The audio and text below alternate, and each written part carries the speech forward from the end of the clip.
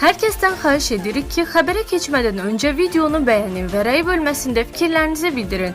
Dünyada və ölkədə baş vermiş ən son xəbərləri bizdən izləyin. Bunun üçün kanala abunə olmağı və bildiriş simvolunu açmağı unutmayın. İndidən təşəkkürlər. Xəbər verdiyimiz kimi, Prezident İlham Əliyev Rəqəmsal İnkişaf və Nəqliyyat Nazirliyi haqqında əsasnamədə dəyişiklik edib. Azərbaycanda 3 uşaqlı ailələrin də çoxuşaqlı ailə statusuna daxil edilməsi və onlara sosial dəstəyin artırılması, ölkədə demoqrafik göstəricilərin yaxşılaşdırılmasına yönəlmiş addım kimi qiymətləndirilə bilər. Bu təşəbbüs ailələrin maliyyə yükünü yüngülləşdirərək uşaqların təhsil, sağlamlıq və gündəlik ehtiyaclarının ödənilməsini asanlaşdıra bilər. Eyni zamanda sosial dəstəyin genişləndirilməsi, xüsusilə orta və aşağı gəlirli ailələr üçün həyat səviyyəsinin yüksəlməsinə təsir göstərər. Valideynlərin daha çox uşaq sahibi olmağa marağını artıra bilər. Konkret AZ xəbər verir ki, məsələ ilə bağlı Demokrat AZ-a açıqlama verən sosioloq Hüseyn İbrahimov bildirib ki, Azərbaycanda ümumiyyətlə müşahidə olunur ki, ailələrdə doğum göstəriciləri azalır və nəticədə əhali sayında müəyyən demoqrafik enişlər baş verir. Bu vəziyyətin əsas səbəblərindən biri çoxuşaqlı ailə modellərinin getdikcə azalmasıdır. Məsələn, ilbəil doğum sayında bəzi artımlar müşahidə olunsa da, ümumi göstəricilər hələ də aşağı səviyyədə qalır. Ölkəmizdə həm daxildə, həm də xaricdə yaşayan miqrantlar nəzərə alındıqda, ölkə daxilində əhali sayının sabit və artan xətlə getməsi daha yaxşı demoqrafik göstərici hesab olunur. Ənənəvi olaraq çoxuşaqlı ailə modeli əvvəlki illərlə və xüsusilə ötən əsrin sonları ilə müqayisədə dəyişib. Bugün 3 övladı olan ailələr çoxuşaqlı sayılmır.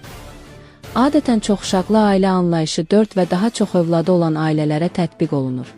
Sosioloq bildirib ki, demoqrafik inkişaf və sosial stabillik baxımından 3 övladı olan ailələrin də çoxuşaqlı ailə statusuna daxil edilməsi faydalı olar.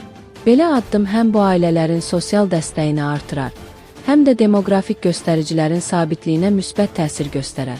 Bugün bir çox ailələr yalnız 1 və ya 2 uşaq dünyaya gətirir. Bəzən ailələr qız övladı istədikləri üçün 3-cü uşağa malik olsalar da, sosial və iqtisadi vəziyyət buna imkan vermir və nəticədə ailələr əlavə uşaq dünyaya gətirməkdən imtina edirlər. Beləliklə, 3 uşaqlı ailələrin çoxuşaqlı ailə kimi tanınması onların sosial rifahını artırmaqla yanaşı, ölkənin demoqrafik stabilliyi və davamlı inkişafına da mühüm töhfə verir. Fərmana əsasən, nazirin müavinlərinin sayı 5-dən 6-ya çatdırılıb. Bəs sözü gedən nazirlikdə müavin olan şəxslər kimlərdir? Oxu 24com xatırladır ki, Rəqəmsal İnkişaf və Nəqliyyat Naziri Rəşad Nəbiyevdir. O, 2021-ci ildə Azərbaycan Respublikası Prezidentinin sərəncamı ilə Azərbaycan Respublikasının Rəqəmsal İnkişaf və Nəqliyyat Naziri təyin edilib. 49 yaşlı nazir rus və ingilis dillərini bilir, ailəlidir, 3 övladı var. Rəhman Dursun oğlu Hümmətov cənab Nəbiyevin müavinlərindən biridir. O, 2021-ci ildən Azərbaycan Respublikası Prezidentinin sərəncamı ilə Azərbaycan Respublikasının Rəqəmsal İnkişaf və Nəqliyyat Nazirinin müavinidir. 49 yaşlı məmur rus, ingilis və türk dillərini bilir, evlidir. Nazirin digər müavini Samir Qaçay oğlu Məmmədovdur.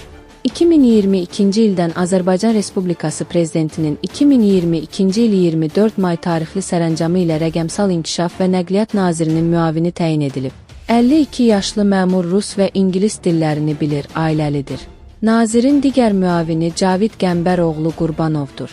O, 2022-ci ildən Azərbaycan Respublikası Prezidentinin 24 may 2022-ci il tarixli sərəncamı ilə Azərbaycan Respublikasının Rəqəmsal İnkişaf və Nəqliyyat Nazirinin müavini vəzifəsinə təyin edilib.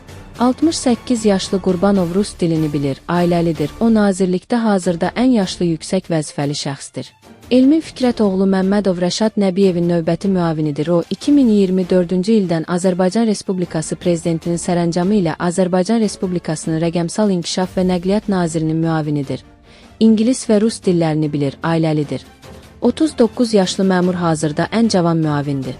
Saməddin Fəxrəddin oğlu Əsədov Nizirin 5-ci müavinidir. O, 2025-ci ildən Azərbaycan Respublikası Prezidentinin sərəncamı ilə Azərbaycan Respublikasının Rəqəmsal İnkişaf və Nəqliyyat Nazirinin müavini postunu tutur. 41 yaşlı məmur rus və ingilis dillərini bilir, ailəlidir. ABA və İsrail-İran paytaxtının mərkəzinə növbəti dəfə aviazərbələr endiriblər. Oxu AZN kanalına istinadən xəbər verir ki, hadisə nəticəsində bir neçə nəfər həlak olub. Məlumata görə, hücum Tehranın mərkəzindəki bazarın yaxınlığındakı Mustafa Xomeyni küçəsinə edilib. Bir neçə nəqliyyat vasitəsinin də sıradan çıxdığı bildirilir.